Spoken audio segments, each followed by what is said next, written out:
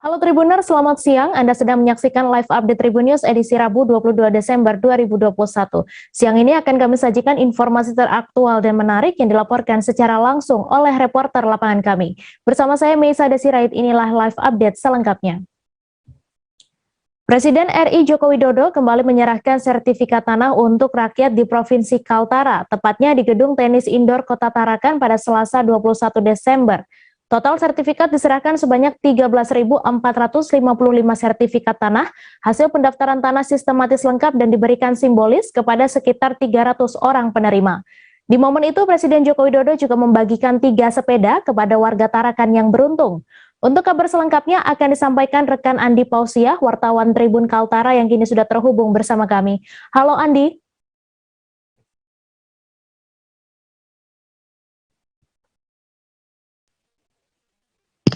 Ya, halo rekan Mei.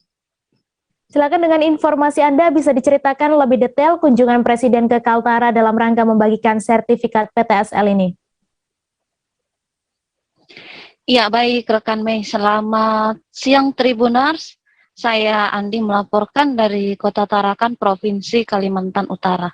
Ya, benar pada hari Selasa tanggal 21 Desember 2021 kemarin, Presiden RI Joko Widodo berkunjung ke Kota Tarakan dan ke Kabupaten Bulungan.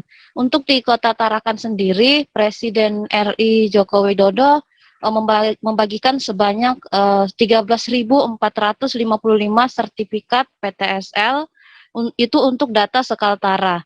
Dikatakan Presiden Joko Widodo, adapun pemberian sertifikat ini sebagai bentuk kepastian hukum atas hak tanah yang dimiliki masyarakat.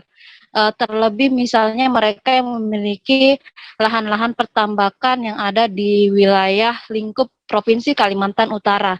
Memang dikatakan Presiden Joko Widodo total ada sekitar 10 sampai 15 tahun mereka masih ada yang belum mengantongi sertifikat.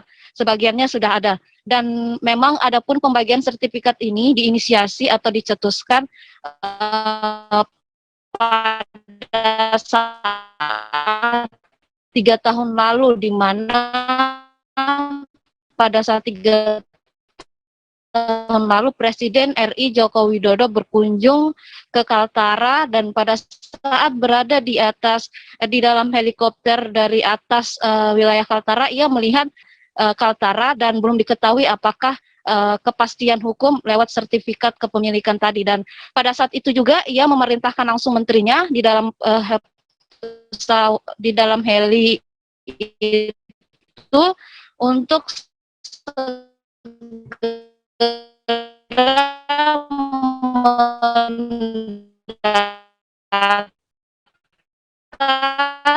masyarakat yang memiliki lahan-lahan pertambakan untuk segera disertifikatkan. Dan sekitar 13.000 sudah Presiden RI Joko Widodo di Indonesia 126 juta sertifikat yang seharusnya sudah dibagikan kepada masyarakat. Tapi dalam 5 tahun ini yang sudah terrealisasi sekitar 25 juta sertifikat, dan yang sudah terdaftar dan dalam proses sekitar 41,4 juta. Demikian rekan Mei. Lalu kemudian bagaimana target ke depan? Apakah akan ada penambahan kuota untuk penerbitan sertifikat PTSL ini? Ya, halo rekan Mei. Ya, rekan Andi. Halo rekan Andi.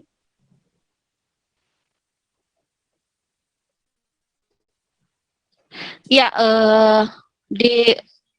rekan Mei. Memang benar untuk ke depan. Ya, halo rekan Mei. Ya, memang benar untuk ke depannya akan ada penambahan kuota. Di Tarakan sendiri rekan Mei ada sekitar 80.000 hektar lahan yang masih menunggu untuk disertifikatkan. Itu disampaikan Wali Kota Tarakan Dr. Hairul Mkas. Adapun kemarin untuk data Tarakan sendiri yang sudah dibagikan sekitar 1.500 orang dari sertifikat PTSL yang merupakan lahan tambak dan juga merupakan lahan non tambak. Sampai saat ini pihaknya juga masih berusaha mengajukan agar ke depan tahun depan ada tambahan kuota.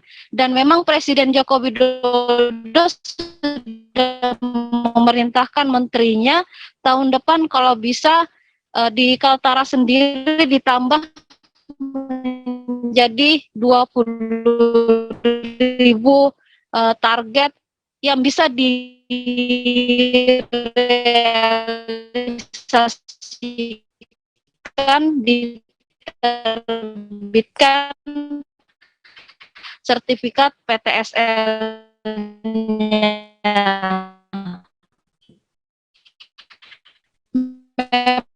Memang kata Khairul sendiri ditarakan ada dua persoalan. Pertama, mengapa mereka belum memiliki sertifikat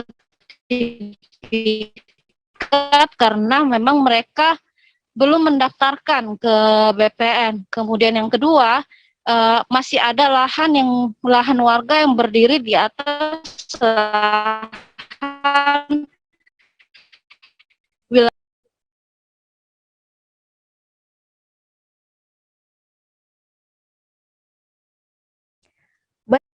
Wartawan kami juga telah menghimpun wawancara dengan penerima sepeda dari Presiden Joko Widodo. Berikut tayangannya untuk Anda.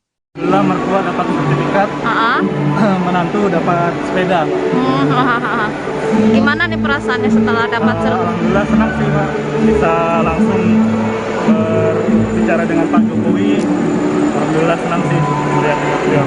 Ini sebagai perwakilan dari keluarga yang dapat sertifikat? Iya, jadi saya mewakili mertua saya karena beliau tidak bisa hadir. Sertifikat apa kalau boleh tahu? Sertifikat hak milik tambak Tambak di daerah ya? Tanjung Kubang, Kabupaten Bulungan. Luasannya berapa? Luasnya 55.600 meter persegi. Berapa lama prosesnya sampai akhirnya bisa dapat sertifikat tambak? Infonya sih hampir 3 tahunan sih Pak untuk ngurus keluar sertifikat. Tapi alhamdulillah sih sudah keluar. Karena ngurusnya di mana? Di Tarakan apa di Bulungan? Di Bulungan sih infonya Pak. Itu hambatannya setahu Mas apa aja tuh? Selama 3 tahun kan? Kalau ide sih saya kurang ini ya Mas ya, karena mertua kan yang nguruskan. Tapi setahu saya sih karena lokasinya yang agak susah dicapai oleh tim BPN, mungkin itu sih setahu saya yang buat jadi agak lama proses urusannya. Kalau punya tambak ini sudah lama kan? Kalau punya tambak ini sudah lama, lumayan Mas. Bahkan ada 10 tahunan. 10 tahunan Iya. Baru sekarang Baru sekarang. luasnya berapa Mas? Luasnya 55.600 meter persegi. Tadi dapat sepeda juga ya Mas ya? Iya. Apa tadi yang disampaikan ke Bapak Jokowi Jadi tadi? Pak Jokowi nanya minta disebutkan 5 pulau. Iya. Jadi harusnya sih mungkin pulau yang besar-besar ya saya sebut ya. Cuma karena sudah berdiri audiens banyak, jadi saya sebut pulau yang terucap aja. Salah satunya Pulau Sadau ya. Ya, alasannya? Pak Jokowi juga kurang tahu ya. Alasannya apa nih untuk disebut Pulau Sadau? Pulau Sadau sih mungkin karena dekat dengan Tarakan ya Pak. Salah satunya sama spontan. Biar ditahu juga ya, dikenal biar juga tahu ya juga Pak Jokowi kalau ada Pulau Sadau di Kota Tarakan. Pemerintah Kabupaten Madiun mendapatkan hibah sebuah pesawat dan tank dari TNI Angkatan Laut. Bukan digunakan untuk perang, kedua alutsista tersebut sudah purna tugas dan dihibahkan ke Pemkab Madiun untuk memperindah sudut-sudut Kabupaten Madiun. Untuk info selengkapnya akan disampaikan oleh rekan Sofyan Arif, wartawan Tribun Jatim yang kini sudah terhubung bersama kami. Halo Sofyan. Halo, selamat siang rekan Mei. Halo, selamat siang Tribuners. Selamat siang, silakan dengan informasi Anda, apakah kedua alutsista tersebut sudah datang dan butuh berapa hari untuk instalasinya? Ya, rekan Mei dapat dilaporkan Pemkab Madiun baru saja mendapatkan hibah berupa tank amfibi dan pesawat udara dari TNI Angkatan Laut. Untuk tank amfibi ini dari pantauan Tribun Jatim tadi belum sampai di titik lokasinya, yaitu di exit tol Dumpil Sedangkan untuk pesawat udara jenis Nomad N24 ini dari pantauan sudah datang di Taman Kota Caruban Asti. Kalau dari pantauan tadi sudah mulai dirakit dan diinstalasi dari anggota dari TNI Angkatan Laut dan akan selesai kurang lebih 3-4 hari ke depan rekan Mei. Setelah instalasi selesai, nanti akan diangkat menggunakan kren ke sebuah patung berbentuk tugu seperti itu yang sudah disiapkan oleh Pemkab Madiun dan nanti akan dinaikkan kalau instalasinya sudah selesai. Nah, kalau sudah selesai untuk pesawat Nomad N24 ini, untuk tank amfibi PT-76 akan datang.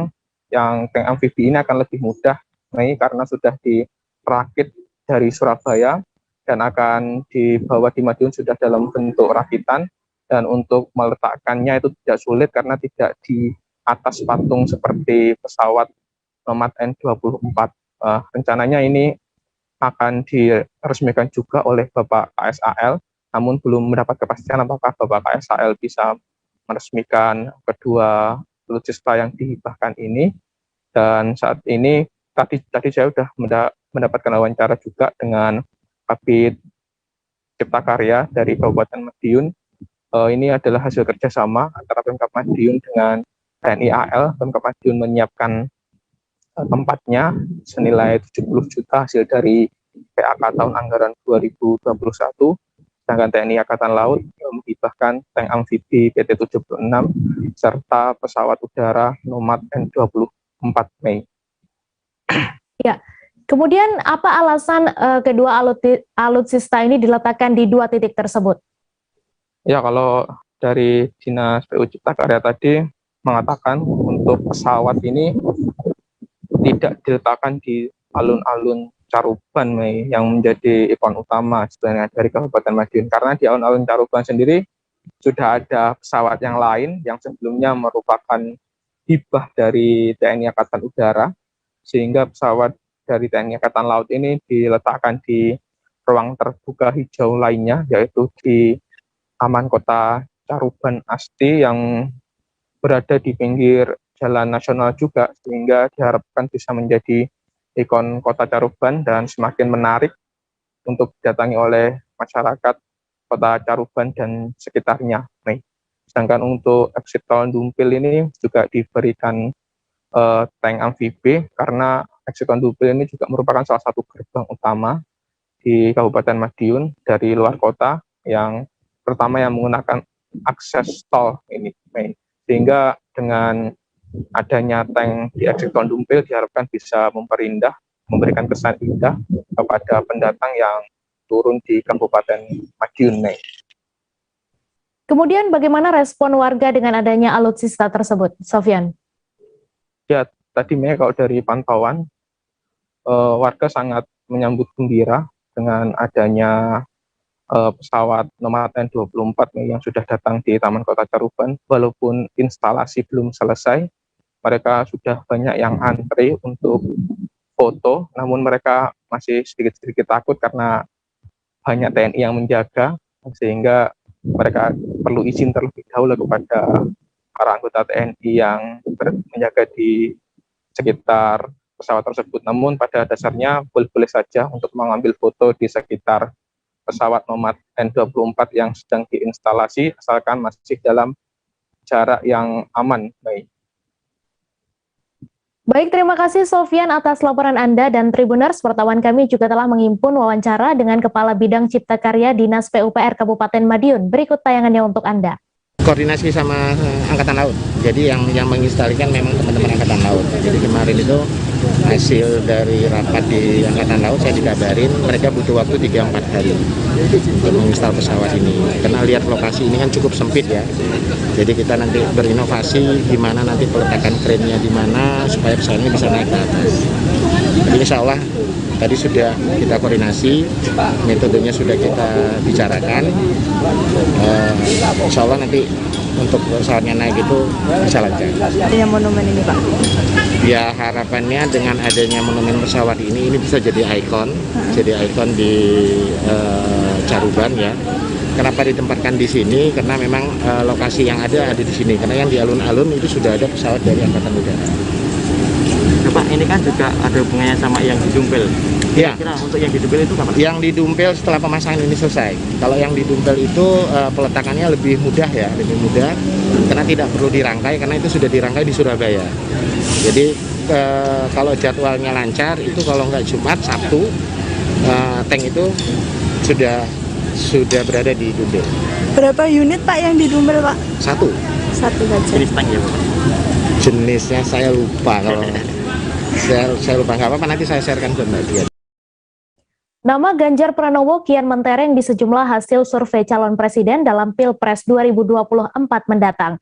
Terlebih dalam survei terakhir Populi, dukungan kepada Gubernur Jawa Tengah tersebut disebut 3 kali lipat dari Puan Maharani.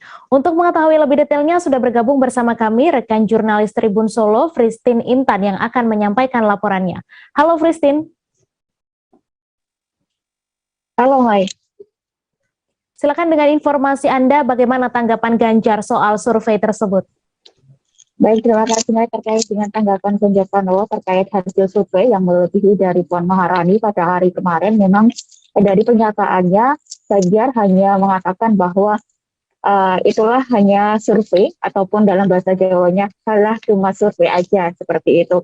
Dan dari hasil saat dilakukannya untuk lebih mendalam lagi terkait dengan tanggapannya, Ganjar hanya bisa melakukan manuvernya dengan mengarahkan kepada penanganan COVID-19 untuk wilayah Jawa Tengah yang saat ini masih beberapa daerah yang masih tertinggal dari kota Solo, yang itu sampai 100% dari kota Solo, yaitu hampir 30% peninggal atau jauh dari harapannya seperti itu. Dan dari hasilnya juga Ganjar Pranowo juga tidak mau menanggapi secara detail bagaimana terkait dengan survei itu sendiri. Kemudian bagaimana komentar Ketua DPC PDIP Solo sendiri? Baik, terkait dengan komentar Ketua DPC PDI Solo, FX Hadi Rudiatmo mengatakan bahwa sambut positif terkait dengan hasil survei elektabilitas Ganjar Pranowo yang digadang-gadang meningkat dan selalu melampaui Puan Maharani ini, mengatakan bahwa lembaga survei itu sebagai ranah untuk membantu negara untuk memunculkan calon-calon politik ataupun calon-calon pemimpin negara Indonesia, terlebih lagi 2 tahun lagi adanya pemilihan presiden pada tahun 2024. Dan hasil keterangannya juga dari Rudi juga mengatakan bahwa pola yang sama juga dilakukan ataupun terlihat sama seperti Presiden Joko Widodo saat tahun 2014, yang itu hasil survei juga semakin meningkat jelang pemilu sama, sehingga dari Rudi sendiri juga mengatakan bahwa siap mendukung untuk Ganjar Pranowo maju ke Pilpres 2024. Begitu, Mai. Lalu bagaimana kabar penyerahan aspirasi dukungan dari Forum Sahabat Ganjar Pranowo sendiri?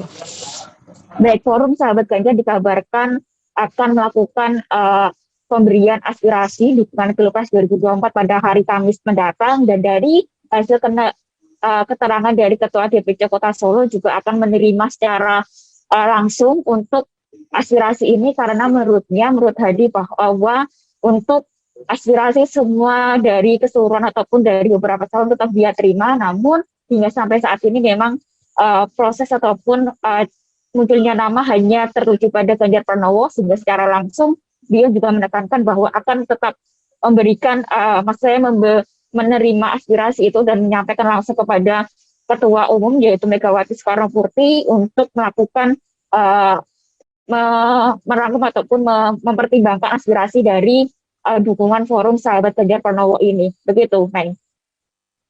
Baik, terima kasih Fristin atas laporan Anda, dan Tribuners, wartawan kami juga telah menghimpun wawancara dengan Gubernur Jawa Tengah Ganjar Pranowo. Berikut tayangannya untuk Anda. Politika Ganjar tertinggi dari capres yang lain, karena calon yang lain iki urusan iki bagaimana agar dinata itu semuanya aman. Kuwi yang penting bagaimana Pak segera dilakukan. Lebih penting wi. Tapi dari berbagai survei Pak Ganjar selalu naik Pak elektabilitasnya Pak. Ya, dari berbagai survei yang pertama harus kita perhatikan adalah anak-anak harus segera divaksin. Survei kedua lansia juga harus divaksin gitu kan. Maka semua suruh nyontoh Mas Gibran. karena sudah 100% lebih. Itu maka daerah yang lain itu biar terinspirasi. Hasil surveinya. Kenapa? Jateng yang masih Kemarin yang masih tertinggal di Kabupaten Tegal, Pemalang sama Brebes. Tapi alhamdulillah 1 minggu kemarin bisa digenjot gitu ya. Dan sekarang sudah lumayan lah bisa sampai dengan 70%. Nah itu ya harapannya itu. Dan kita mulai dorong untuk yang anak-anak. Oke? Mas, aku terus ya Mas ya. Oke. Kami akan kembali seusai jeda sejenak saudara, tetap di live update. Oke, apa kabar Bang Arif di sini untuk strateginya? Kalau saya sendiri di game 37 ini yang semalam baru mulai, Apa yang dirasakan Kapten Hitam? Sebenarnya aku nggak ngerasa itu penangkapan atau penggerbegan atau apapun itu. Karena gini loh, posisinya aku kriteria. Jadi kita mengenal disebut dengan stroke yang tidak berdarah dengan stroke yang berdarah. Stroke yang tidak berdarah itu biasanya ditandai dengan adanya penyumbatan. Kalau itu penyumbatan di sini mungkin pikirnya tidak ke situ kali ya, tapi kalau di Korea atau di Kamboja itu ada beberapa paper yang saya itu Mas, ya dulunya tukang koran. Oh gitu ya. Tukang koran. Ya, saya baca itu Pak. Tuh kan pernah baca kan? Ya. Jadi kalau saya jadi pangdam itu udah bersyukur banget. si anak ini dijadikan sebagai tersangka begitu.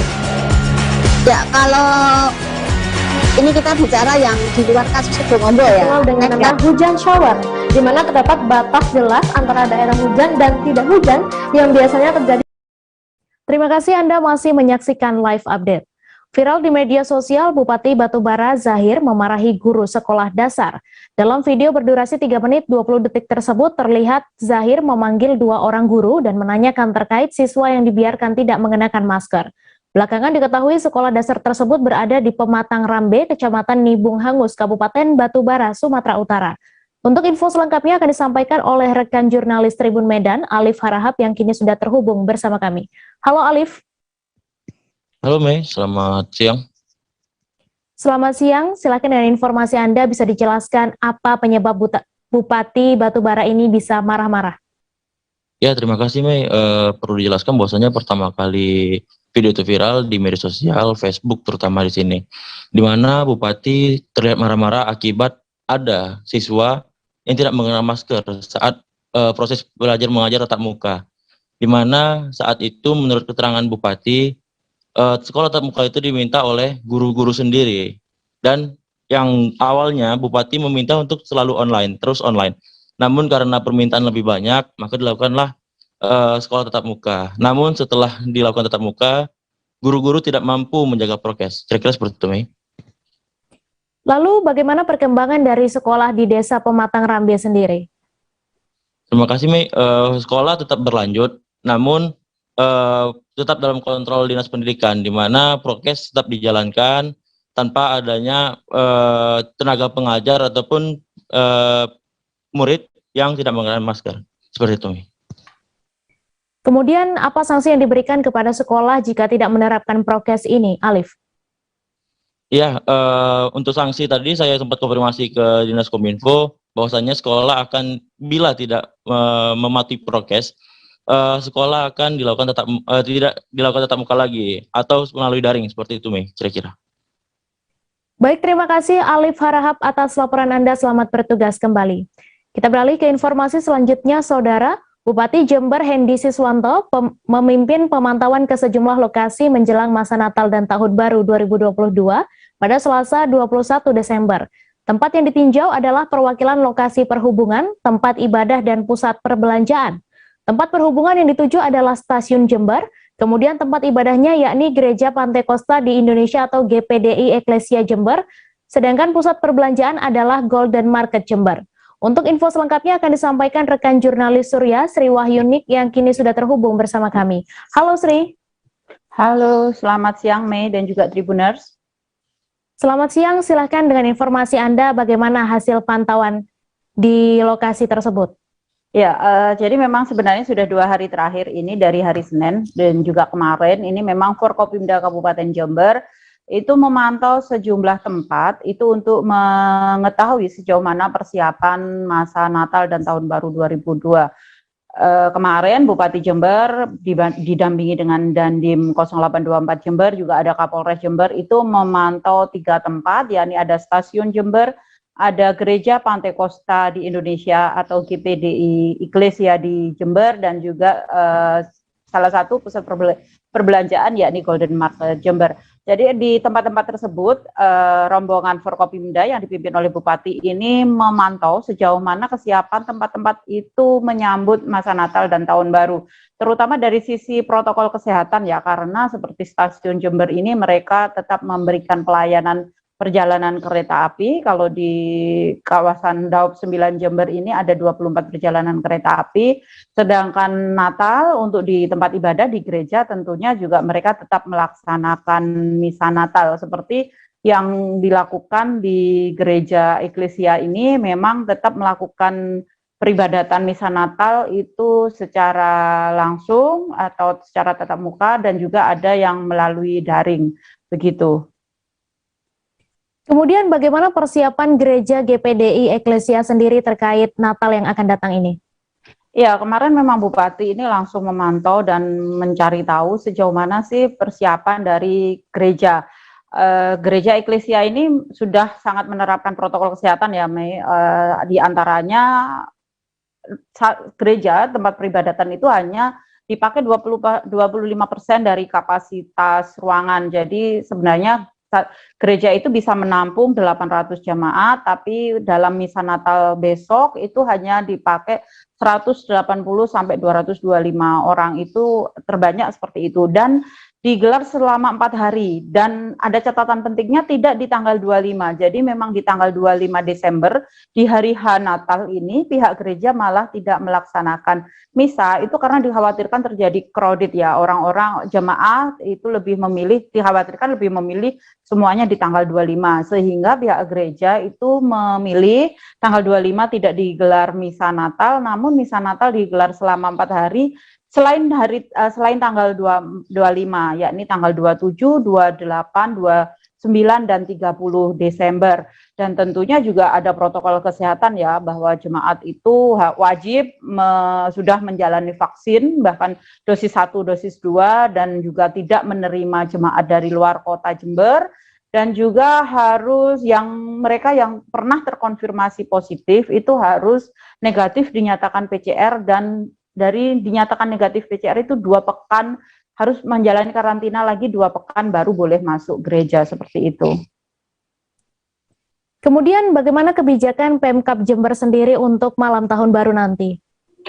Ya, memang di Satgas Penanganan COVID-19 Kabupaten Jember yang terdiri dari pemerintah Kabupaten Jember, juga ada kepolisian dan juga TNI, itu menyepakati bahwa nanti memang di malam tahun baru itu sejumlah tempat publik, tempat umum itu ditutup, di antaranya alun-alun Jember. Sebagai informasi, alun-alun Jember ini memang pusat berkumpulnya warga, terutama di malam tahun baru. Itu ketika tidak ada pandemi, itu memang alun-alun itu selalu menjadi rujukan warga untuk berdatangan merayakan malam pergantian tahun. Nah, untuk besok itu ditutup. Jadi Bupati Jember Hendy Siswanto sudah menyatakan tegas bahwa malam tahun baru itu ditutup, dan juga sejumlah tempat wisata yang itu sudah menjadi kebiasaan di malam pergantian tahun itu menjadi jujukan warga itu juga dilarang untuk beroperasi atau ditutup, begitu Mei. Baik, terima kasih Sri atas laporan Anda, dan Tribuners, wartawan kami juga telah menghimpun wawancara dengan Bupati Jember serta Pendeta GPDI Eklesia Jember. Berikut tayangannya untuk Anda.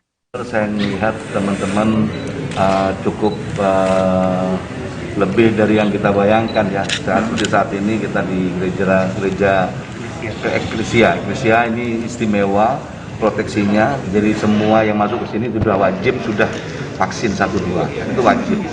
Dan dari kita juga dari Pemkab juga berkolaborasi menyiapkan apabila yang belum vaksin langsung vaksin saat itu juga, dan dia langsung masuk. Terus untuk anak-anak yang masih belum vaksin nggak boleh masuk gereja. Dan di dalam ini juga ada proteksi apa namanya tuh? UV. Ada UV-nya, lampu UV-nya untuk memproteksi. Di dalam masih diproteksi lagi, jadi berlapis-lapis. Dan yang dilakukan untuk peribadatan setiap kegiatan cuma 25% lagi.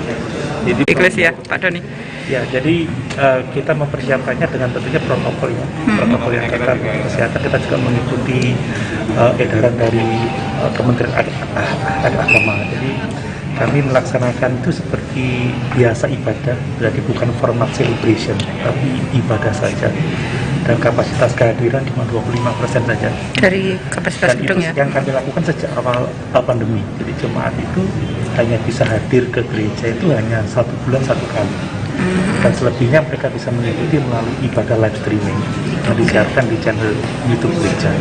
Kalau untuk prokes kesehatannya selain dari situ, apakah soal vaksin dan soal tes, apakah ada swab antigen atau seperti apa? Ya, sejak awal kita mendorong jemaat untuk vaksin. Bahkan semua pengurus gereja pertama harus divaksin terlebih dahulu, baru kita memfasilitasi jemaat untuk vaksin. Kalau ada yang keluar kota, itu boleh ikut ibadah setelah karantina minimal 7 hari. Jadi kalau saya keluar kota, seperti itu, kalau saya pendeta, saya harus swab PCR dulu. Setelah swab PCR saya negatif, saya baru bisa melayani hari Minggu. Dan kalau swab PCR saya positif, ya sudah tidak bisa. Gitu. Bandara Internasional Sultan Mahmud Badarudin II disiagakan 24 jam menyambut arus libur akhir tahun Natal dan Tahun Baru.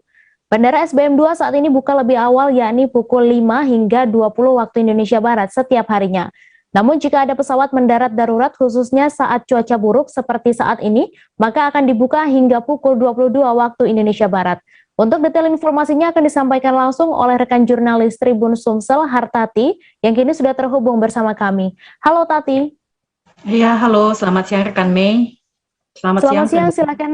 Silakan dengan informasi Anda bagaimana antisipasi bandara terkait lonjakan penumpang yang akan berlibur selama Natal dan Tahun Baru nanti.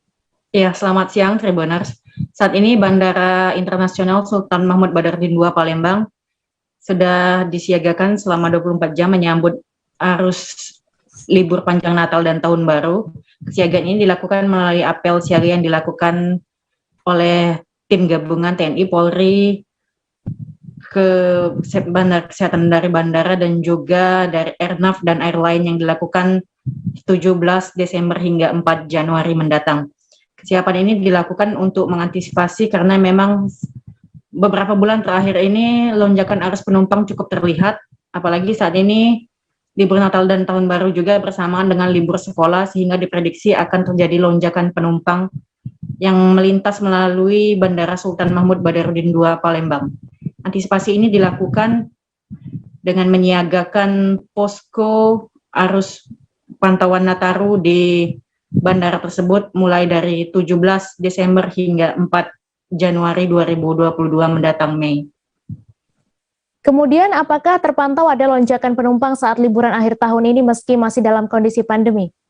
Iya, Mei. Menurut catatan dari Angkasa Pura Cabang Bandara Sultan Mahmud Badarudin, sejak 3 bulan belakangan memang pergerakan penumpang dan pergerakan pesawat di Bandara Sultan Mahmud Badarudin ini terpantau naik dari sebelumnya per hari hanya 3.000 dan selama Natal dan Tahun Baru ini diprediksi jumlahnya meningkat mencapai 7.000 penumpang per hari dengan pergerakan pesawat lebih dari 40 pesawat per hari.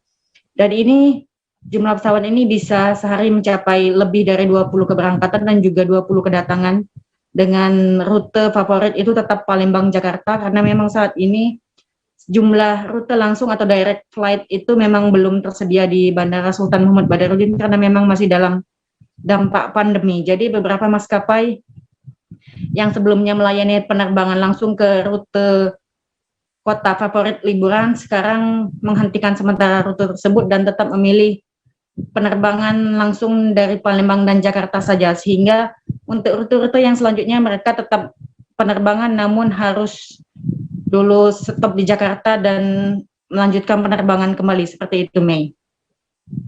Kemudian bagaimana antisipasi bandara terkait kekhawatiran munculnya varian baru COVID-19 yang bisa saja terbawa ke Palembang karena ramainya pergerakan penumpang ini, Tati? Iya, untuk saat ini Bandara Sultan Mahmud Badarudin II Palembang memang belum membuka penerbangan langsung internasional.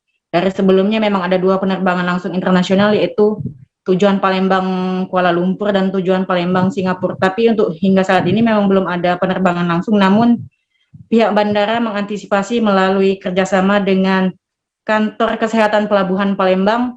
Mereka mengantisipasi bahwa setiap penumpang yang datang dan terbang melalui Bandara Sultan Mahmud Badarudin II Palembang ini harus memenuhi peraturan syarat penerbangannya ini Bagi yang belum berusia 12 tahun dan belum boleh vaksin itu tetap wajib menggunakan PCR.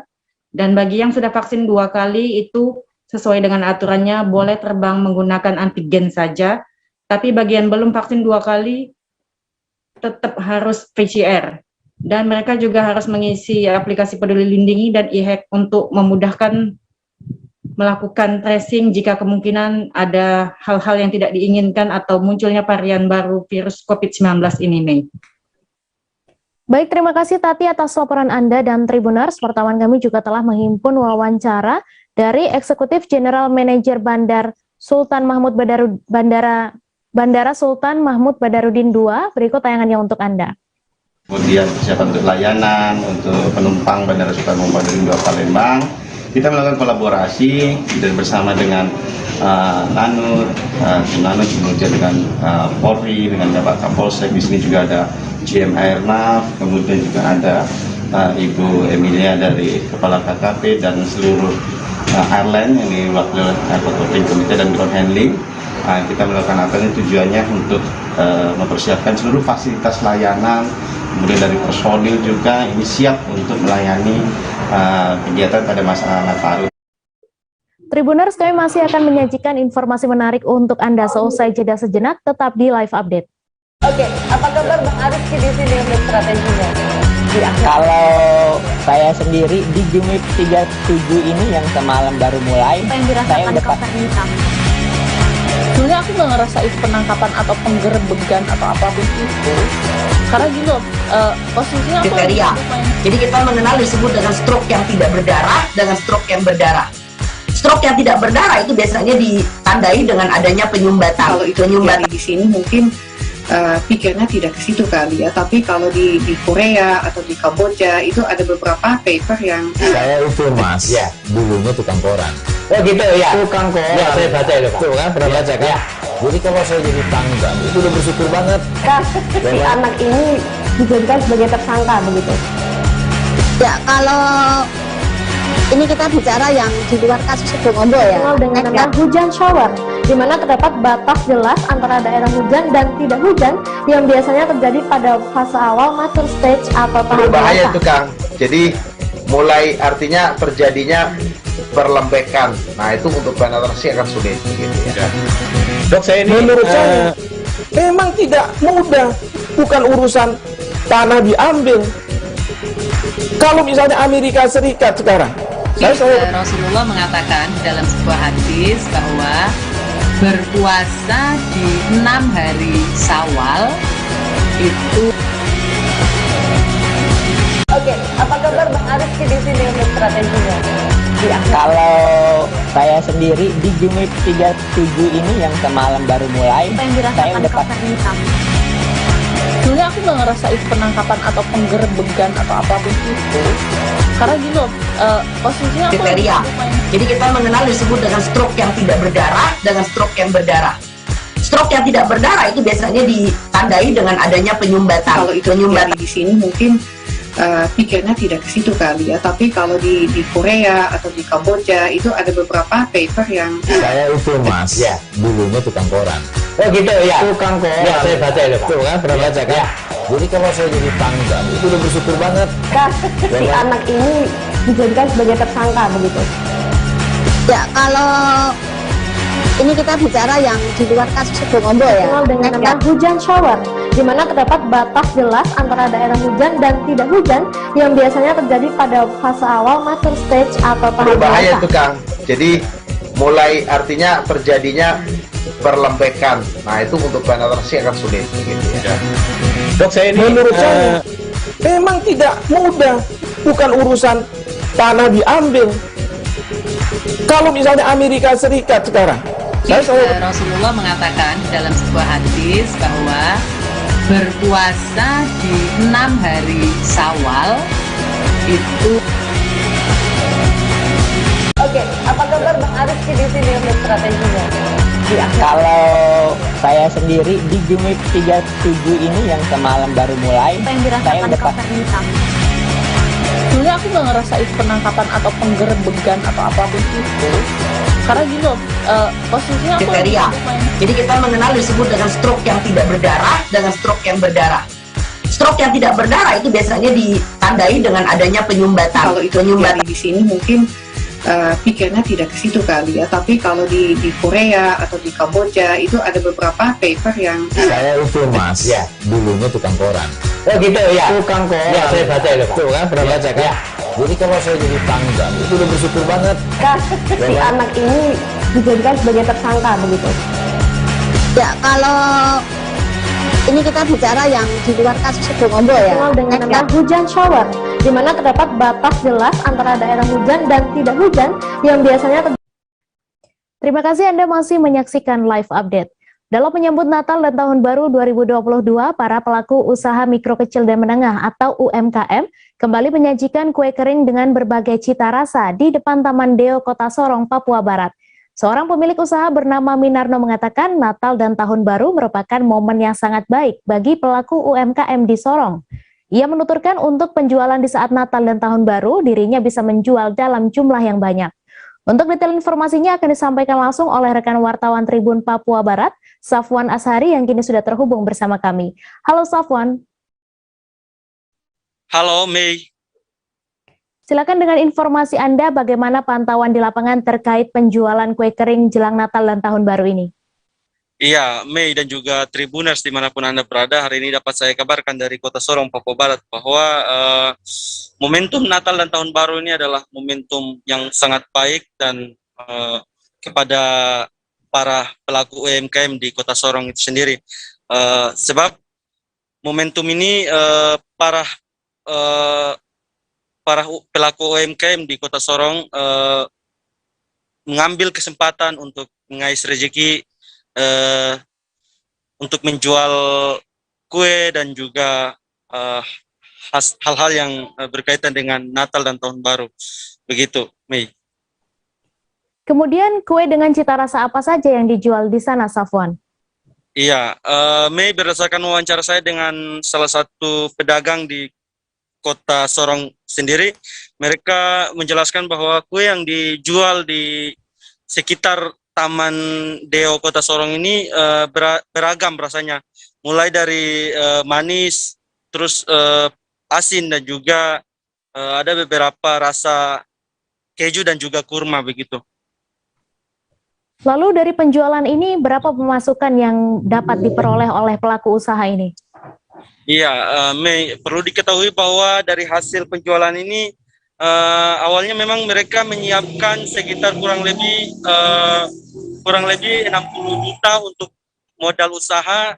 Namun berkat Natal dan Tahun Baru, penghasilan yang mereka dapat dari penjualan di menyambut Natal dan Tahun Baru ini sekitar kurang lebih 80 juta begitu, Mei. Dan hasilnya mereka bagi ke tenaga kerja yang mereka pekerjakan kurang lebih 12 orang yang berada di UMKM tersebut, Mei. Baik, terima kasih Safwan atas laporan Anda, dan Tribuners, wartawan kami juga telah menghimpun wawancara dengan seorang pelaku UMKM di Kota Sorong. Berikut tayangannya untuk Anda. Ini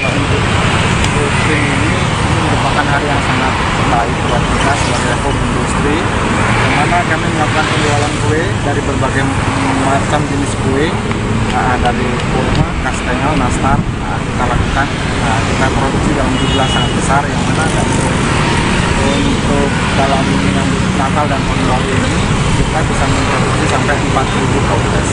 4.000 toples per hari ya? Enggak, dalam jangka waktu penjualan Natal dengan Tahun Baru. Penjualan kita sekitar kurang lebih 4.000 toples. Perayaan Natal bagi umat Kristiani tinggal menghitung hari. Perayaan yang jatuh pada 25 Desember itu disambut antusias, salah satunya mencari pernak-pernik Natal. Salah satu tempat yang menjual pernak-pernik Natal adalah Rita Floris, toko yang berada di Jalan Gandekan Lor nomor 55 Yogyakarta, yang menjual pohon Natal, lampu Natal, dan pernak-pernik Natal. Harga pernak-pernik yang ditawarkan pun beragam, mulai dari Rp7.000 hingga Rp125.000. Untuk mengetahui info lebih detailnya, sudah bergabung bersama kami rekan wartawan Tribun Jogja, Kristi Mahatma, yang kini sudah terhubung bersama kami. Halo Kristi.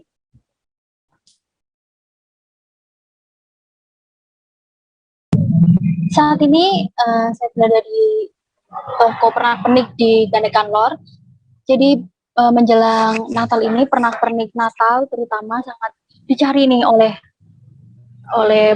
umat Kristiani ya, terutama untuk menghias rumahnya, untuk menghias pohon Natal. Jadi banyak sekali umat Kristiani yang kemudian datang ke toko pernak-pernik untuk berburu nih pernak-pernik, di salah satunya di Gandekan Lor ini. Kemudian apa saja pernak-pernik Natal yang paling banyak dicari dan kapan masyarakat mulai mencari pernak-pernik Natal ini? Oke, paling banyak dicari ini adalah slinger, terutama untuk hiasan pohon Natal ya, slinger dari berbagai bentuk, berbagai macam warna dan ukuran, kemudian topi Natal juga, kemudian hiasan untuk di pintu, begitu, ring di pintu dan hiasan lain gitu. Masyarakat ini mulai mencari pernak-pernik Natal ini sudah sebulan lalu, sekitar bulan November lalu sudah mulai berburu pernak-pernik Natal, begitu, Mei. Kemudian selain pernak-pernik, apa lagi yang dibeli masyarakat untuk menyambut Natal ini? Oke, kebetulan di Rita Forest ini juga menyediakan bunga ya. Jadi di momen Natal ini juga menjadi momen di mana para masyarakat ini, terutama umat Kristiani juga memberi bunga untuk ucapan Selamat Natal dan Tahun Baru. Jadi banyak rangkaian bunga yang dipesan di Rita Forest untuk mengucapkan Selamat Natal. Kemudian tidak hanya bunga saja, tetapi juga pohon Natal mini begitu, yang kemudian sudah dihias dan kemudian diberikan ucapan Selamat Natal. Nah, untuk rangkaian bunga dan untuk pohon Natal ini biasanya dikirimkan untuk ke rumah atau ke rumah saudaranya, ke rumah rekan begitu, dan kemudian juga yang ke yayasan-yayasan tertentu begitu, Mei. Baik, terima kasih Kristi atas laporan Anda. Selamat bertugas kembali. Kita beralih ke informasi selanjutnya, Saudara. Sejumlah kebutuhan sembako di beberapa pasar di Kota Kendari, Sulawesi Tenggara masih mengalami kenaikan harga. Kenaikan harga sembako tersebut antara lain yaitu cabai rawit, cabai keriting, minyak goreng kemasan, dan telur. Salah seorang pedagang di Pasar Lawata bernama Yuli mengatakan kenaikan harga sembako tersebut terjadi sejak 2 pekan lalu. Untuk kabar selengkapnya akan disampaikan rekan wartawan Tribun Sultra, Ridwan Kadir, yang kini sudah terhubung bersama kami. Halo Ridwan. Ya, rekan Mei. Silakan dengan informasi Anda, apa penyebab kenaikan beberapa sembako di Kota Kendari ini naik? Ya, Tribun Sultra melaporkan bahwa penyebab kenaikan harga beberapa sembako di pasar tradisional di Kota Kendari itu dijelaskan langsung oleh Kepala Dinas Perdagangan Koperasi UMKM Kota Kendari. Diketahui kenaikan tersebut khusus minyak goreng disebabkan karena kenaikan tersebut berlaku secara nasional. Kenaikan itu menurut Kepala Dinas Perdagangan didasarkan pada melonjaknya harga dari minyak sawit secara nasional. Selain itu, akhir pekan ini pun cabai turut merangkak naik. Kenaikan tersebut karena pasokan atau stok berkurang. Hal itu disebabkan karena panen juga yang turut berkurang. Begitu juga dengan harga telur yang mengalami kenaikan disebabkan karena kurangnya stok yang ada di pasar tradisional di Kota Kendari. Kembali ke rekan Mei. Kemudian berdasarkan pantauan Anda di lapangan, bisa Anda jelaskan harga dari beberapa sembako yang naik tersebut? Ya, untuk harga sendiri, cabai rawit harga sebelumnya sebesar 70.000 naik menjadi 90 hingga 110.000. Kemudian cabai keriting harga sebelumnya 30.000 naik menjadi 50.000. Kemudian telur satu rak juga turut naik dari harga 45.000 dan saat ini menjadi 50.000. Untuk harga minyak goreng kemasan per liternya dari harga 18.000 naik menjadi 22.000. Kembali ke rekan Mei. Kemudian hingga saat ini apa langkah yang ditempuh oleh Pemkot Kendari sendiri? Ya, saat ini langkah yang ditempuh pemerintah Kota Kendari yakni dengan menurunkan tim untuk melakukan pengecekan di pasar. Pengecekan tersebut dilakukan kepada para distributor, hal itu untuk memastikan agar tak terjadi penimbunan. Karena ketika ada oknum yang melakukan penimbunan sembako, maka menyebabkan kelangkaan serta kenaikan harga yang ada di pasar. Dan setelah dilakukan pengecekan oleh Dinas Perdagangan, kenaikan itu memang bukan menjadi permainan dari distributor, melainkan naiknya secara nasional dan juga ketersediaan stok yang berkurang di pasar. Kembali ke rekan Mei. Baik, terima kasih Ridwan atas laporan Anda. Selamat bertugas kembali. Kami akan kembali seusai jeda sejenak saudara, tetap di Live Update. Oke, apa kabar Bang Ariski di sini untuk strateginya? Kalau saya sendiri di Jumit 37 ini yang semalam baru mulai, Apa yang saya dirasakan udah Kapten Hitam? Sebenarnya aku nggak ngerasain penangkapan atau penggerbegan atau apapun itu. Karena gini loh, posisinya aku kriteria. Jadi kita mengenal disebut dengan stroke yang tidak berdarah dengan stroke yang berdarah. Stroke yang tidak berdarah itu biasanya ditandai dengan adanya penyumbatan. Kalau itu terjadi di sini mungkin pikirnya tidak ke situ kali ya, tapi kalau di Korea atau di Kamboja itu ada beberapa paper yang saya itu mas, ya dulunya tukang koran. Oh gitu ya, tukang koran. Ya saya baca itu pak. Tuh kan pernah baca kan? Ya. Jadi kalau saya jadi tanggal itu udah bersyukur banget. Si anak ini dijadikan sebagai tersangka begitu. Ya kalau ini kita bicara yang di luar kasus Situbondo ya. Dengan nama hujan shower, di mana terdapat batas jelas antara daerah hujan dan tidak hujan yang biasanya terjadi pada fase awal mature stage atau tahap awal. Terima kasih Anda masih menyaksikan Live Update. Remaja berinisial AK 19 tahun tewas terkena sabetan senjata tajam celurit saat kejadian pengeroyokan antar geng motor. Peristiwa tersebut terjadi di Jalan Raya Cilegon Legok, Kecamatan Taktakan, Kota Serang. Kejadian tersebut diduga dilatar belakangi balas dendam antara sesama geng motor. Untuk info selengkapnya akan disampaikan rekan Milda Niati, wartawan Tribun Banten yang kini sudah terhubung bersama kami. Halo Milda. Halo rekan Mei dan Tribuner, selamat siang ya. Ya, selamat siang. Silakan dengan informasi Anda, dapat Anda jelaskan bagaimana kronologi peristiwa itu terjadi?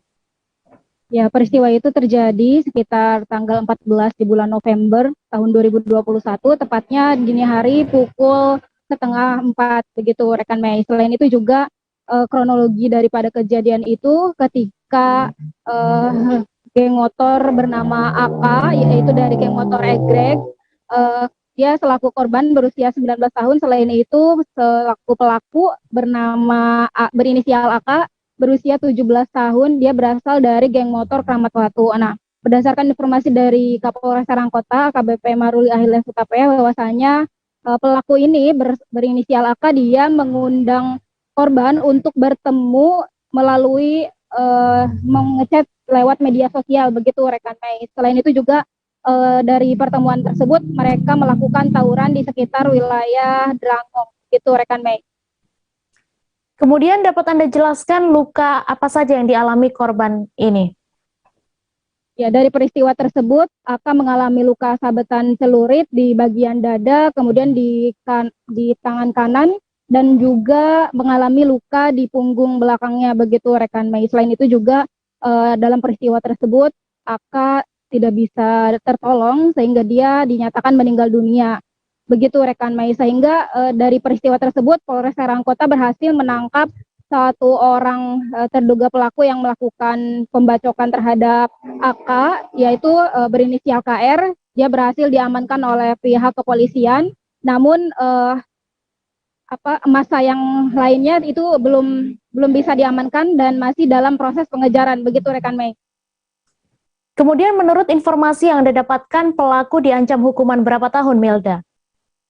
Ya, atas perbuatannya tersebut, KR diancam dengan pasal 138 dengan hukuman kurang lebih sekitar 12 tahun penjara, begitu rekan Mei. Baik, terima kasih Milda atas laporan Anda, selamat bertugas kembali.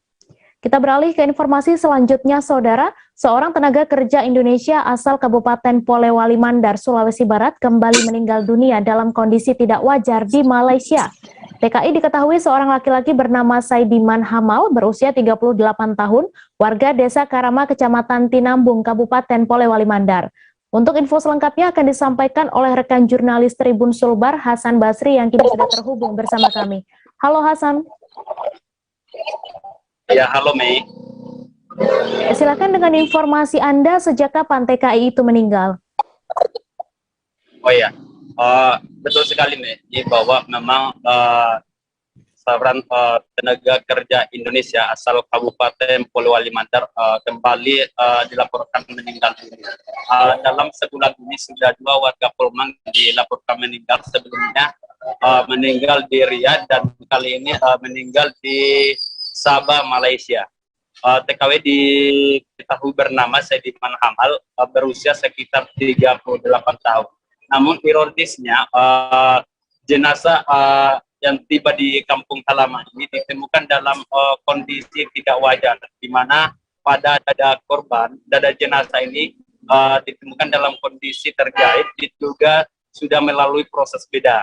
Dan informasi dari pihak keluarga bahwa seluruh organ tubuh TK ini sudah diambil oleh pihak di Malaysia. Dan informasi yang diperoleh dari keluarga bahwa TKI bernama Sedimal ini meninggal sejak 1 Desember 2021 lalu. Begitu, Mei. Kemudian dari informasi yang Anda dapatkan, apakah operasi bedah ini sudah atas seizin pihak keluarga dan apa upaya pihak keluarga terhadap kondisi jenazah almarhum? Oh ya, seperti dari hasil wawancara kemarin di rumah duka di Desa Karama, Kecamatan Tinambung, Kabupaten Polewali Mandar, bahwa tindakan atau perlakuan yang dilakukan terhadap jenazah oleh pihak rumah sakit di Malaysia ini tanpa ada pemberitahuan atau izin dari pihak keluarga, sehingga ini membuat keluarga kecewa dan sangat menyayangkan dengan apa yang dilakukan oleh pihak rumah sakit, karena setahunya bahwa seharusnya ada izin dulu sebelum mengambil tindakan. Begitu, Mei. Ya, terima kasih Hasan atas laporan Anda, dan Tribuners, wartawan kami juga telah menghimpun wawancara dengan keluarga almarhum. Berikut tayangannya untuk Anda.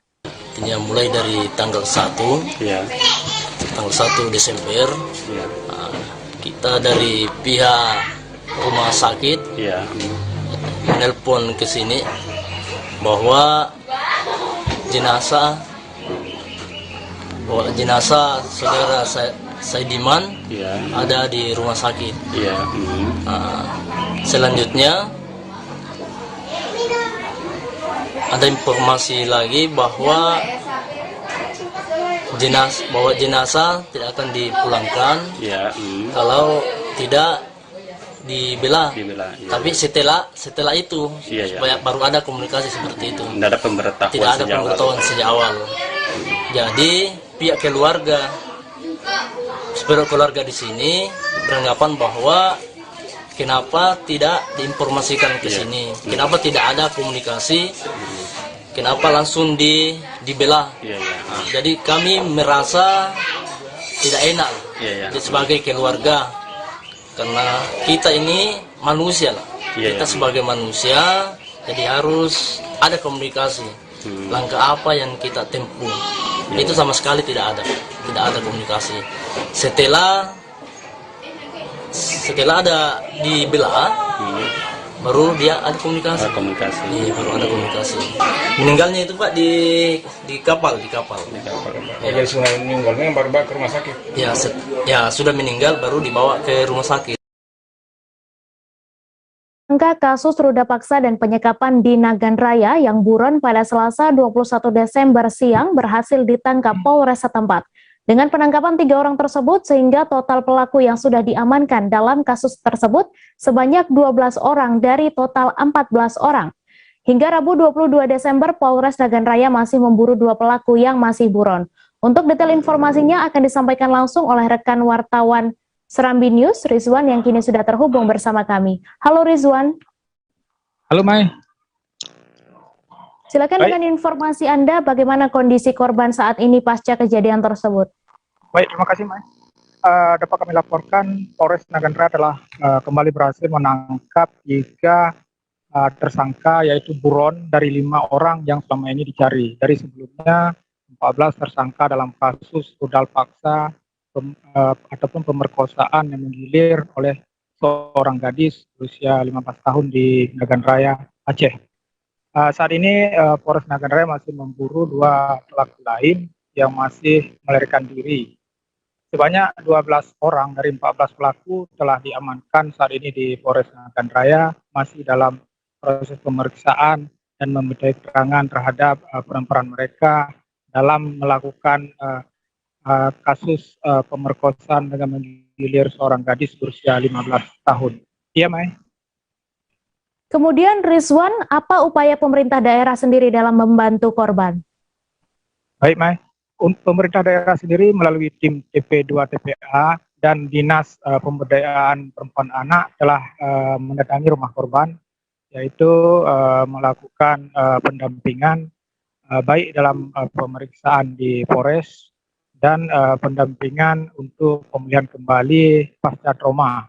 Karena kasus tersebut sempat menarik perhatian banyak kalangan di Kabupaten Naga Negeri yang mengecam terhadap tindakan aksi bejat pelaku yang menggilir seorang gadis yang masih di bawah umur, yaitu apalagi anak tersebut adalah anak putus sekolah. Saat ini pemerintah daerah masih terus melakukan pendampingan untuk pemulihan kembali anak yang menjadi korban penyekapan dan pemerkosaan digilir oleh 14 pemuda yang masih remaja tersebut. Ya, Mai? Baik, terima kasih Rizwan atas laporan Anda, dan Tribuners, wartawan kami juga telah menghimpun wawancara dengan Kasat Reskrim Polres Nagan Raya. Berikut tayangannya untuk Anda. Ini dalam kasus tindak pidana pelecehan seksual dan pemerkosaan terhadap anak di bawah umur. PSK-nya lebih kurang 14 orang, tapi yang baru kita tangkap baru 9 orang. Yang lain lagi kita buru, dan kita mohon kepada keluarga yang lagi kita buru ini segera menyerahkan diri. Menyerahkan mereka, kalau enggak kita lakukan upaya paksa dan tindakan kepolisian. Pak, boleh diceritakan kronologi kejadiannya semua? Kronologinya. Kembali seusai jeda sejenak, saudara, tetap di live update. Oke, apa kabar Bang Ariski di sini untuk strateginya? Kalau saya sendiri di Gimik 37 ini yang semalam baru mulai, saya udah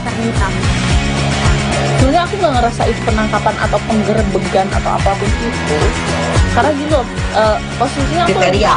Jadi kita mengenal disebut dengan stroke yang tidak berdarah dengan stroke yang berdarah. Stroke yang tidak berdarah itu biasanya ditandai dengan adanya penyumbatan. Kalau itu terjadi di sini mungkin pikirnya tidak ke situ kali ya, tapi kalau di Korea atau di Kamboja itu ada beberapa paper yang saya itu Mas, ya dulunya tukang koran. Oh gitu ya, tukang koran. Ya saya baca itu Pak. Tuh kan pernah baca kan? Ya. Jadi kalau saya jadi tanggal itu udah bersyukur banget. Si anak ini dijadikan sebagai tersangka begitu. Ya, kalau ini kita bicara yang di luar kasus Sido Ngombo ya. Dengan nama hujan shower, di mana terdapat batas jelas antara daerah hujan dan tidak hujan yang biasanya terjadi pada fase awal mature stage atau tahap berbahaya biasa. itu Kang. Jadi mulai artinya terjadinya perlembekan. Nah itu untuk penetrasi akan sulit. Terima kasih Anda masih menyaksikan live update. Karolis Elias Hororu dinobatkan sebagai maestro musik tahuri oleh Kementerian Pendidikan Kebudayaan Riset dan Teknologi Republik Indonesia pada Selasa 21 Desember. Opa Loli, sapaan pria 75 tahun ini menerima langsung Anugerah Kebudayaan Indonesia tahun 2021 dari tim penilai Direktorat Pembinaan Tenaga dan Lembaga Kebudayaan RI serta Wali Kota Ambon Richard Lohenapesi di Balai Kota Ambon.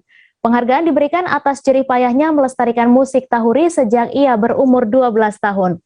Untuk info selengkapnya akan disampaikan rekan jurnalis Tribun Ambon, Tanita Patiasina, yang kini sudah terhubung bersama kami. Halo Tanita. Halo Tribuners dan halo Mei. Ya, silakan dengan informasi Anda boleh dijelaskan sedikit tentang Anugerah Kebudayaan Indonesia dan Maestro Seni Tradisi, dan apa alasannya Opa Loli diberikan anugerah tersebut? Baik Tribuners dan rekan Mei, Anugerah Kebudayaan ini merupakan penghargaan yang diberikan pemerintah kepada individu atau kelompok atau lembaga yang memang melestarikan berbagai bidang seperti bahasa, sastra, cagar budaya, kesenian, museum, perfilman, sejarah dan tradisi semuanya masuk. Sementara untuk maestro seni tradisi ini diberikan bagi warga yang memang secara tekun dan gigih mengabdikan diri pada jenis seni yang langka atau nyaris punah. Untuk tahuri ini atau mungkin untuk sebagian orang Indonesia mengenalnya sebagai kulit kerang, kalau orang Ambon, kalau orang Maluku sebagian menyebutnya kulit biak, itu memang sudah cukup langka dan hampir punah, dan memang musik ini sudah jarang sekali dimainkan oleh banyak warga. Dan Opaloli sendiri memang sejak dia mengenal tahuri dari ayahnya pada umur 12 tahun, itu sekitar tahun 60-an, 63, dia tidak pernah berhenti untuk mengajarkan kepada banyak orang, termasuk di sanggarnya, yaitu Sanggar Kakoya Negeri Hutumori. Dan saat ini sudah generasi ke-9 yang ia ajarkan tahuri ini. Dan selain mengajarkan, salah satu prestasi yang memang juga diberikan oleh Opaloli ini yaitu dia pada tahun 2018 itu dia memandu 70 musisi paduan alat musik tahuri dari negeri Hutumori di Ambon, dan berkolaborasi dengan kelompok orkestra Okas dari kota Austria Spanyol. Dan memang karena perjuangannya dia melestarikan musik selama lebih dari 50 tahun, itulah yang membuat dia dinobatkan menjadi maestro musik tahuri. Demikian. Kemudian apa saja yang didapat oleh Opaloli saat menerima penghargaan tersebut? Memang kalau dilihat dari pengabdian dia selama lebih dari 54 tahun melestarikan musik tahuri yang hampir punah ini, yang ia dapatkan atau yang diberikan oleh Kemendikbud ini adalah title, selain title maestro tahuri, dia juga mendapatkan piagam, ada juga pin emas dan uang senilai 50 juta. Dan tiap bulannya juga Opaloli akan mendapatkan biaya pensiun hingga tutup usia. Kemudian selama lebih dari 50 tahun melestarikan musik tahuri, apa kemudian harapan Opaloli bagi para generasi muda? Ya, rekan Mei dan Tribuners, Opaloli saat kami wawancarai kemarin setelah mendapatkan penghargaan ini, dia berpesan buat generasi muda baik yang di Maluku maupun di Indonesia dimanapun berada untuk tetap melestarikan semua budaya, baik itu musik maupun tari-tarian ataupun apapun budaya Indonesia, termasuk budaya Maluku yang harusnya dilestarikan. Dan dia juga bersedia berkenan untuk siapapun Tribuners dimanapun berada atau warga Maluku yang ingin sekali belajar mengenal tahuri ini, dia bersedia berkenan untuk mengajarkan buat warga. Demikian yang bisa saya sampaikan, rekan Mei dan Tribuners. Baik, terima kasih Tanita atas laporan Anda, dan Tribuners, wartawan kami juga telah menghimpun wawancara dengan Karolis Elias Hororu. Berikut tayangannya untuk Anda. Bapak saya bersama saya yang melanjutkan, saya bisa melihat hasilnya waktu saya mendapat maestro, ya itu. Dan saya bersyukur bagi pemerintah daerah, pemerintah kota, Bapak Pariwisata, Kepala Pariwisata Kota Ambon, Kepala AMO yang sudah mendukung saya untuk saya bisa menerima maestro yang diberikan oleh pemerintah Indonesia. Baik, Ya. jadi Opa senang sekali ya? Ya, senang. Ya. Opa, seberapa lama Opa mulai belajar tahuri, dan kenapa sih Opa mau bertahan untuk Belajar tahuri itu sudah dari tahun 58. Waktu Opa masih umur 12 atau 13 tahun waktu itu. Dan di Jakarta tahun 63 Opa pegang itu kulit bianya yang besar, yang sampai sekarang masih ada hidup. Tim penyelamat akhirnya menemukan bocah perempuan yang tenggelam di Sungai Batang Tembesi, Kecamatan Mandiangin, Kabupaten Sarolangun. Anggota Basarnas Firman didampingi BPBD, Damkar, dan Penyelamatan serta TNI Polri mengatakan pihaknya telah melakukan pencarian dengan jarak 25 km dari titik kejadian. Saat proses pencarian, tim dibantu oleh warga sekitar. Untuk mengetahui lebih detailnya sudah bergabung bersama kami rekan Rifani Halim, wartawan Tribun Jambi yang akan menyampaikan laporannya. Halo Rifani. Iya. Silakan dengan informasi Anda, dapat Anda jelaskan berapa hari pencarian oleh tim dan berapa jarak jauh dengan ditemukannya korban? Oke, kejadian tersebut terjadi pada Sabtu lalu. Ini membutuhkan waktu sekitar 4 hari. Maupun siang hari maupun malam hari tim melakukan pencarian dibantu oleh warga sekitar semaksimal mungkin hingga mencapai 25 km. Ini jarak yang sangat lumayan jauh tentunya dari titik lokasi gitu. Kemudian dalam upaya pencarian korban, armada apa saja yang diturunkan, Rifani? Nah, untuk dari pencarian tersebut, kita ketahui juga dari Camat Mandiangin ini menyebutkan bahwa satu buah kapal yang untuk membawa tongkang itu juga dilibatkan membantu warga, membantu anak tersebut untuk dicari. Kemudian juga perahu dari tim penyelamat seperti Basarnas, BPBD maupun penyelamatan damkar, kemudian juga perahu warga sekitar. Ya, kemudian kapan rencananya korban akan dilakukan pemakamannya?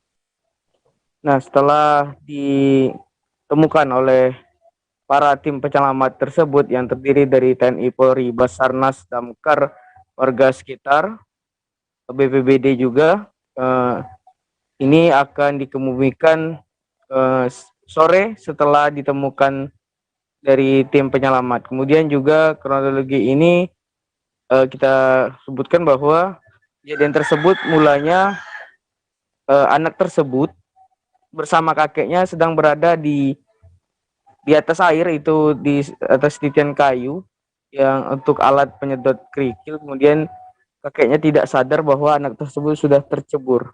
Inilah menjadi penyebab kejadian tersebut. Gitu. Baik, terima kasih Rifani atas laporan Anda, dan Tribuners, wartawan kami juga telah menghimpun wawancara dengan Komandan Tim Basarnas Jambi. Berikut tayangannya untuk Anda. Kurang lebih 25 km, dan untuk korban tadi ditemukan kurang lebih 1 km dari lokasi kejadian, itu pada pukul 12:15. Yang untuk tim yang terlibat itu dari BPBD Kabupaten Merangin, Sarolangun, untuk dari Basarnas, dari Babin Kaptimnas, Babinsa, dan Damkar serta warga setempat. Ini hari berapa Bang? Untuk ini hari keempat pencariannya. Ini apa kita perluas pencariannya apa? Kalau dari kemarin itu dari hari pertama kita sudah melakukan pencarian kurang lebih 1-2 km, dan hari kedua dilanjut sampai 5, dan terakhir hari ketiga kemarin sampai 10, dan hari ini sampai 25.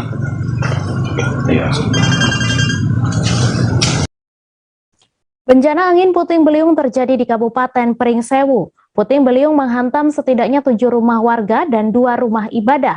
Tak hanya itu, puluhan hektar kebun jagung juga ikut terdampak akibat amukan puting beliung. Kerugian materi juga akibat peristiwa ini ditaksir mencapai puluhan juta rupiah. Untuk kabar selengkapnya akan disampaikan rekan wartawan Tribun Lampung, Didik Budiawan, yang kini sudah terhubung bersama kami. Halo Didik. Halo rekan Mai. Iya, silakan dengan informasi Anda, seperti apa kronologi terjadinya bencana angin puting beliung di Kabupaten Pringsewu ini? Oke, terima kasih. Selamat siang, sahabat Tribuners, dimanapun Anda berada.